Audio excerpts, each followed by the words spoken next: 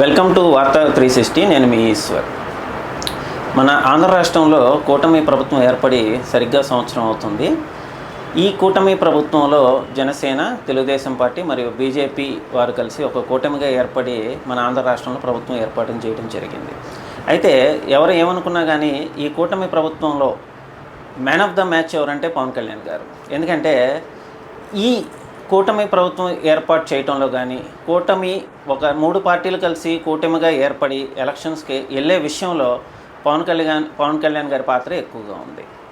ఆయనలో ఈ విషయంలో ఆయన త్యాగం ఉంది, ఆయన ఆలోచన ఉంది, ఆయన ప్లానింగ్ ఉంది.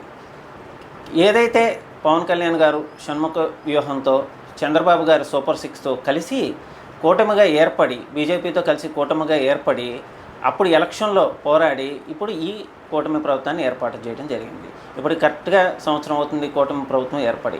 ఈ ప్రభుత్వంలో జరిగిన అభివృద్ధి ఏంటి, ఇంకా ఏమన్నా వాళ్ళు మెరుగుపరుచుకోవాల్సిన అంశాలు ఉన్నాయా, ఇంకా పాలనలో పారదర్శకత మెరుగుదల అవసరం ఉందా అనేది మనం ఈ వీడియోలో చర్చిద్దాం. ముఖ్యంగా మనం చెప్పుకోవాలంటే ఈ కూటమి ప్రభుత్వం ఏర్పడటంలో పవన్ కళ్యాణ్ గారి పాత్ర చాలా ఉందన్నమాట. పవన్ కళ్యాణ్ గారికి సపరేట్గా ఒక పార్టీ ఉంది, ఒక రాజకీయ పార్టీ ఉంది, జనసేన పేరుతో ఒక రాజకీయ పార్టీ ఉంది. ఆయన గత 10 సంవత్సరాలుగా సొంతగా ప్రభుత్వం ఏర్పాటు చేయడానికి కానీ ఒక రాజకీయ నాయకుడిగా ఎదగడానికి ఈ 10 సంవత్సరాల్లో చాలా కృషి చేశారన్నమాట.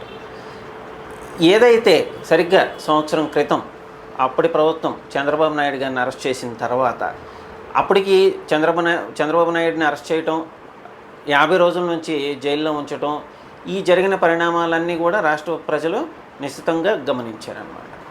ఈ సందర్భంలో పవన్ కళ్యాణ్ గారు ఒక రాజకీయ పార్టీ నాయకుడు అయ్యుండి కూడా ఇంకో రాజకీయ పార్టీ, అప్పటికి కూటమి ఏర్పడలేదు, అప్పటికి ప్రత్యర్థి పార్టీ తెలుగుదేశం అనేది జనసేనకి ప్రత్యర్థి పార్టీ, వైసీపీ అనేది జనసేనకి ప్రత్యర్థి పార్టీ. కానీ పవన్ కళ్యాణ్ గారు అక్కడే వ్యూహాత్మకంగా ఆలోచించి ఒక అడుగు ముందుకేసి జైల్లో ఉన్న చంద్రబాబు నాయుడిని కలవటం అనేది ఒక చారిత్రాత్మకమైన స్టెప్ అనుకోవాలి, అడుగు. పవన్ కళ్యాణ్ గారు వేసిన ఒక మంచి అడుగు. అక్కడ నుంచే చాలా మార్పులు రావటం మొదలైందనమాట. ఎప్పుడైతే పవన్ కళ్యాణ్ గారు అప్పటికి పాదయాత్రలో ఉన్న లోకేష్ టీడీపీ తరఫున అప్పటికి లోకేష్ పాదయాత్ర స్టార్ట్ చేసి పాదయాత్రలో ఉండటం జరిగింది. చంద్రబాబు నాయుడు కూడా ఎలక్షన్ క్యాంపెయిన్లో తిరగడం జరుగుతుంది. అటువంటి సందర్భంలో ఎప్పుడైతే వైసీపీ ప్రభుత్వం, గత ప్రభుత్వం ఈ చంద్రబాబు నాయుడు గారిని అరెస్ట్ చేసి జైల్లో ఉంచినప్పుడు పవన్ కళ్యాణ్ గారు ఇనిషియేట్ చేసుకొని పవన్ కళ్యాణ్ గారు తనంతతో తానే, అంటే అప్పట్లో తెలుగుదేశం పార్టీలో ఉన్న యమాహేమీలు కూడా చంద్రబాబు నాయుడు గారు జైల్లో ఉన్న సందర్భంలో ఆయన కలవడానికి వెళ్ళలేకపోయినాయి. అది రకరకాల కారణాలు, వాళ్ళు ఎందుకు వెళ్ళలేదు అనేది వాళ్ళ వ్యక్తిగతం. అప్పుడు ప్రభుత్వం ఒత్తిడి అవ్వచ్చు, రకరకాల కారణాలతో అప్పుడు తెలుగుదేశం ప్రభుత్వంలో మంచి పొజిషన్లో ఉన్న వాళ్ళు కూడా చంద్రబాబు నాయుడు గారిని కలవడానికి భయపడ్డారు. ఈవెన్ మనం ఖచ్చితంగా చెప్పుకోవాల్సింది ఏంటంటే అప్పుడు తెలుగుదేశం ప్రభుత్వంలో ఉన్న లోకేష్ గారు కానీ బాలకృష్ణ గారు కూడా చంద్రబాబు గారిని కలిసే ప్రయత్నాలు చేసి ఉండొచ్చు, కానీ కలవలేకపోయారు. ఇంత ఒత్తిడిలో కూడా జనసేన పార్టీ, ఒక రాజకీయ పార్టీ అధినేతగా ఉన్న పవన్ కళ్యాణ్ గారు ఎంతో ధైర్యంగా ముందడుగు వేసి జైల్లో ఉన్న చంద్రబాబు నాయుడు గారిని కలవటం జరిగింది. అప్పుడే కూటమి ప్రభుత్వానికి బీజం పడింది. ఎప్పుడైతే పవన్ కళ్యాణ్ గారు చంద్రబాబు నాయుడు గారిని కలవటానికి జైలుకి వెళ్ళారో అక్కడ వాళ్ళిద్దరి మధ్య ఒక చక్కని డిస్కషన్ అయితే జరగటం జరిగింది. అది దాని తర్వాత పవన్ కళ్యాణ్ గారు జైలు వెలుపలికి వచ్చి అప్పుడే ప్రకటించారు. అలా ప్రకటించగలిగిన నాయకుడు కూడా పవన్ కళ్యాణ్ గారు. అప్పటికప్పుడు నిర్ణయం తీసుకొని ఆ నిర్ణయాన్ని తనతో పాటు 10 సంవత్సరాలు నడిచిన జనసైనికులందరూ గౌరవిస్తారని ఆయన ముందుగానే ఊహించి అదే జైలు ప్రాంగణంలో వెలుపల వైపు వచ్చి ఆయన చేసిన మొట్టమొదటి ప్రకటన ఏంటంటే తెలుగుదేశం పార్టీ, జనసేన పార్టీ కలిసి ఈ ఎన్నికల్లో పోటీ చేస్తాయని ప్రకటించారు. హిస్టారికల్ స్టెప్ అది. తర్వాత ఆయన అదే మీటింగ్లో ఇంకో విషయం కూడా చెప్పారు. నేను పర్సనల్గా రెస్పాన్సిబిలిటీ తీసుకొని ఎన్డీఏ గవర్నమెంట్తో కలిసి, అంటే బీజేపీతో కూడా కలిసి ఈ 3 పార్టీలు కలిసి ఎన్నికలకు వెళ్తాయి, దానికి సంబంధించిన ప్రతి అంశాన్ని దాన్ని కూడా నేనే రెస్పాన్సిబిలిటీ తీసుకొని ఈ 3 పార్టీలను కూటమిగా చేసి ఎలక్షన్కి వెళ్తామని అప్పుడైనా ధైర్యంగా పవన్ కళ్యాణ్ గారు చంద్రబాబు గారిని కలవడానికి ముందు తెలుగుదేశం పార్టీ తన పందాలో తాను ప్రచారం చేసుకుంటూ వెళ్తుంది. అంటే ఎలక్షన్స్ వచ్చే వచ్చే ముందు నుంచి కూడాను తన పందాలో తాను ప్రచారం చేసుకుంటూ వెళ్తుంది. అంటే ఆ ప్రభుత్వంలో జరిగినటువంటి దారుణాల గురించి కానీ, ఆ ప్రభుత్వం దానికి ముందు సంవత్సరంలో ఇచ్చిన ఎలక్షన్ మేనిఫెస్టోలో అది ఇచ్చిన హామీలను అమలుపరచడంలో విఫలమైతే దానికి సంబంధించిన అంశాలను కూడా ప్రజల వద్దకు తీసుకెళ్లే కార్యక్రమంలో ఆ పార్టీ అధినేత చంద్రబాబుతో పాటు లోకేష్ గారు కూడా పాదయాత్ర పేరుతో అప్పుడు వాళ్ళిద్దరూ తెలుగుదేశం పార్టీ తరఫున ఎలక్షన్ ప్రచారంలో ముమ్మరంగా ఉన్నారన్నమాట. అదేవిధంగా జనసేన పార్టీ తరఫున పవన్ కళ్యాణ్ గారు అతని పార్టీ సిద్ధాంతాలను ప్రజల్లోకి బలంగా తీసుకెళ్లే విషయంలో కూడా ఆయన సపరేట్గా ప్రజల్లోకి వెళ్ళడం జరుగుతుందన్నమాట.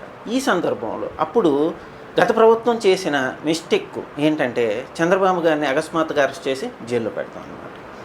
ఈ విషయంలో అంటే చంద్రబాబు గారిని అరెస్ట్ చేసి జైల్లో పెట్టిన తర్వాత ప్రజల్లో ఆటోమేటిక్గా చంద్రబాబు గారి మీద అంటే అంతకుముందు ఆయన కొన్ని సంవత్సరాలు ముఖ్యమంత్రిగా చేసి ఉండటం మూలాన ప్రజల్లో ఒక రకమైన సానుభూతి ఏర్పడింది.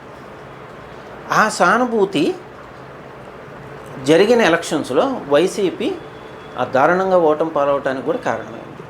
అది ఒక కారణమైతే ఎప్పుడైతే ఒక పార్టీ ఒక మంచి ఊపు మీద ఉన్న పార్టీ అప్పుడు జనసేన అప్పుడు ఉన్న ప్రభుత్వం వైసీపీ పార్టీతో పాటు తెలుగుదేశంతో పాటు ఆ రెండింటికి సరిసమానంగా పోటీ ఇవ్వగలిగిన పార్టీ ఏదైతే ఉందో ఆంధ్ర రాష్ట్రంలో అది జనసేన పార్టీ. అటువంటి సిచ్యువేషన్లో కూడా పవన్ కళ్యాణ్ గారు అన్ని రకాల అంశాలను పక్కన పెట్టి కేవలం చంద్రబాబు గారి కోసం అంత సుదీర్ఘమైన రాజకీయ అనుభవం ఉన్న చంద్రబాబు గారు ఇన్ని రోజులుగా అరెస్ట్ కాబడి జైల్లో ఉండి బెయిల్ కూడా రాకుండా ఉన్న పరిస్థితుల్లో అతను కలవటానికి సొంత కుటుంబ సభ్యులకు కూడా అవకాశం కల్పించలేదు. అటు లోకేష్ కానీ భార్య భువనేశ్వరి కానీ ఎవరు కూడా చంద్రబాబు గారిని నేరుగా వెళ్ళి జైల్లో కలవలేకపోయారు. అతని పార్టీ సీనియర్ నాయకులు కూడా ఎవరు కూడా జైలుకి వెళ్ళి నేరుగా చంద్రబాబు గారిని కలిసే అవకాశం లేని పరిస్థితుల్లో పవన్ కళ్యాణ్ గారు ఈ అంశాలన్నీ అప్పుడు వ్యతిరేకంగా ఉన్నప్పటికీ ఆయన ధైర్యంగా వెళ్ళి పవన్ కళ్యాణ్ గారిని చంద్రబాబు గారిని కలిసి అతనికి ధైర్యం చెప్పి వెలుపలకు వచ్చి ఆయన కలిసి బయటకు వచ్చిన తర్వాత తెలుగుదేశం పార్టీ జనసేన పార్టీ కలిసి పోటీ చేస్తాయి అని ప్రకటించారు. ఈ ప్రకటన చేసిన తర్వాత పవన్ కళ్యాణ్ గారు ఇమీడియట్గా ఆయన చేసిన ఇంకో పని ఏంటంటే ఆ పార్టీ జనసేన పార్టీ సీనియర్స్తో కానీ జనసేన పార్టీలో ముఖ్యమైన నాయకులతో సమావేశపడి మనం ఈ ఎలక్షన్లో ఖచ్చితంగా తెలుగుదేశంతో పార్టీ కలిసి పోటీ చేయబోతున్నాం.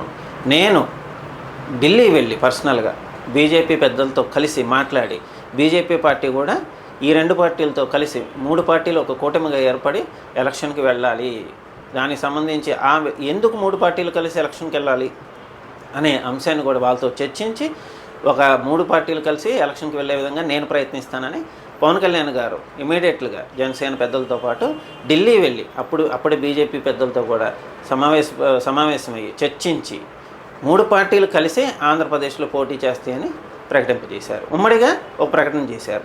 అలాగే అప్పుడు జైల్లో ఉన్న చంద్రబాబు నాయుడు గారికి బెయిల్ వచ్చి ఆయన బయటకు వచ్చి బీజేపీ జనసేన తెలుగుదేశం కలిసి పోటీ చేస్తాయని చెప్పారన్నమాట.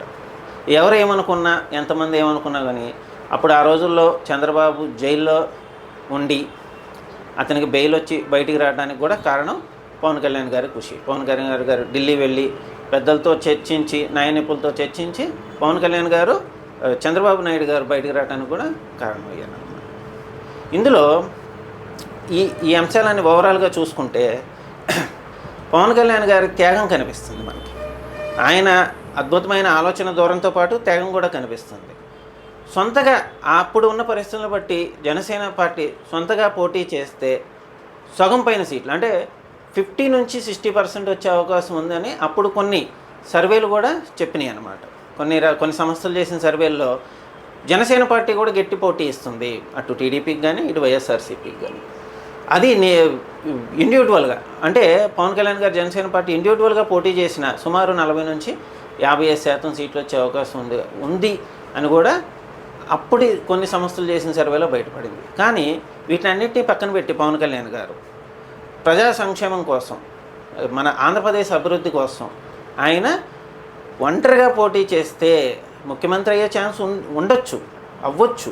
అటువంటి అంశాన్ని కూడా పక్కన పెట్టి ఈ తెలుగుదేశం బీజేపీతో కలిసి పోటీ చేసి కేవలం అంటే ఉప ముఖ్యమంత్రి పదవి ఇచ్చినా కూడా దాన్ని సరిపెట్టుకొని ఆ పదవికి సరైన న్యాయం చేయడం జరుగుతుందని.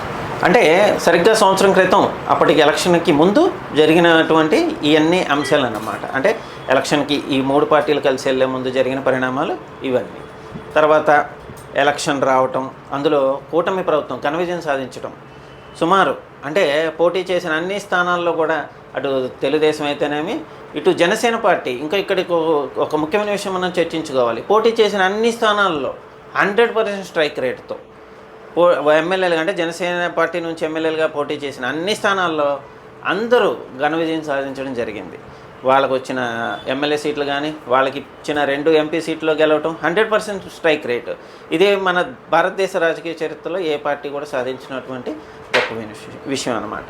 అంటే పోటీ చేసిన అన్ని స్థానాల్లో గెలవటం, 2 ఎంపీ స్థానాల్లో గెలవటం, గెలిచిన స్థానాల్లో కూడా అత్యధిక మెజార్టీతో పవన్ కళ్యాణ్ గారు పోటీ చేసిన పిఠాపురంలో కూడా అత్యధిక మెజార్టీతో ఆయన గెలవటం జరిగింది. ఆ ఎలక్షన్ తర్వాత ఈ పవన్ కళ్యాణ్ గారికి రాష్ట్ర ప్రజల్లో ఉన్న అభిమానం కానీ, ఆయన గెలిచిన విధానం కానీ ఆ పార్టీ మీద ప్రజలకు ఉన్న నమ్మకాన్ని, అభిమానాన్ని బయటపెట్టింది. 100% స్ట్రైక్ రేటుతో గెలిచిన పార్టీ ఏదీ లేదు ఇప్పుడు వరకు భారతదేశంలో. 100% స్ట్రైక్ రేట్, అన్ని ఎమ్మెల్యే స్థానాలు, అన్ని ఎంపీ స్థానాల్లో గెలిచిందనమాట. గెలిచిన తర్వాత కూటమి ప్రభుత్వం కూడా, అంటే చంద్రబాబు నాయుడు గారిని ముఖ్యమంత్రిగా కూడా పవన్ కళ్యాణ్ గారే బలంగా ఆయన్ని సపోర్ట్ చేసి నిలబెట్టడం జరిగిందన్నమాట. ఆ కూటమి ప్రభుత్వం పవన్ కళ్యాణ్ గారికి ఉప ముఖ్యమంత్రి పదవితో గౌరవించడం జరిగింది. ఈ ఉప ముఖ్యమంత్రి పదవి అనేది అంటే గత ప్రభుత్వాల్లో ఒక అలంకారప్రాయంగా ఉండేదన్నమాట. ఏదో పేరుకి నామకే వస్తేగా ఉప ముఖ్యమంత్రి అంటే 1-2 ఉండేదన్నమాట. కానీ ఈ కూటమి ప్రభుత్వంలో ఒకే ఒక ఉప ముఖ్యమంత్రి పదవి, అది మన పవన్ కళ్యాణ్ గారు. ఆయన ఉప ముఖ్యమంత్రి పదవికే వన్నీ తెచ్చాడనమాట. ఈ వీడియో మీకు నచ్చినట్టయితే మా ఛానల్ లైక్ చేయండి, షేర్ చేయండి, సబ్స్క్రైబ్ చేయండి. అలాగే ఈ వీడియోపై మీ విలువైన సలహాలను కామెంట్ రూపంలో తెలియజేయండి.